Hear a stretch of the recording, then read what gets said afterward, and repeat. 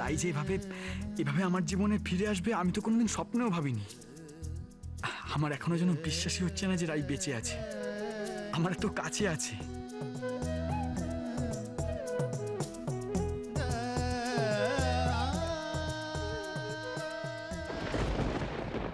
না, আমি মীরাকে আজ সত্যিটা জানিয়েই দেব।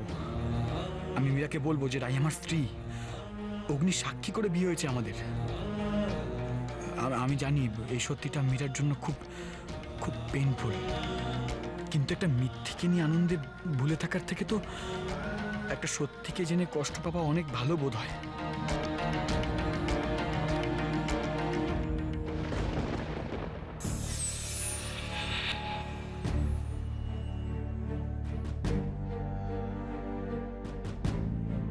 খুব কষ্ট হচ্ছে ছোটকু? কিছু বললে? বলছি পায়ের ব্যথাটায় খুব কষ্ট হচ্ছে, তাই না? কষ্ট? না না, আমার পায়ে লাগেনি তো। আমার তো সব কষ্ট আজ ফুরিয়ে গেছে। আমারও আমারও সমস্ত দুঃখ, কষ্ট, ব্যথা, বেদনা সবকিছু ধীরে ধীরে কম হয়ে আসছে, জানো। আমার বাবা সবসময় একটা কথা বলে, সময়ের সাথে সাথে নাকি সবকিছু ঠিক হয়ে যায়। সত্যি তো তাই হচ্ছে। এই যে তোমার আমার সম্পর্কটা দিনে দিনে কত সহজ হয়ে যাচ্ছে। আজ আমি তোমাকে ঘরে শুতে বলেছি, তুমি কিন্তু কথা শুনেছ। এটাই বা কম পাওয়া?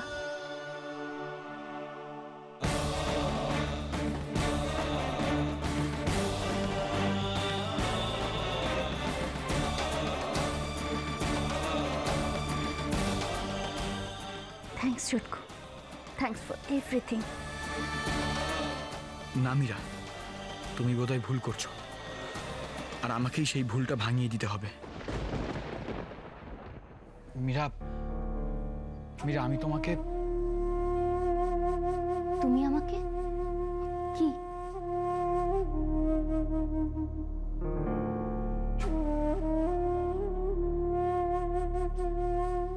মীরা, আমি তোমাকে কিছু বলতে চাই।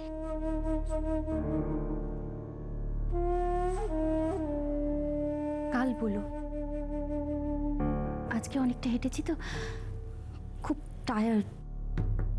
কাল বলো প্লিজ।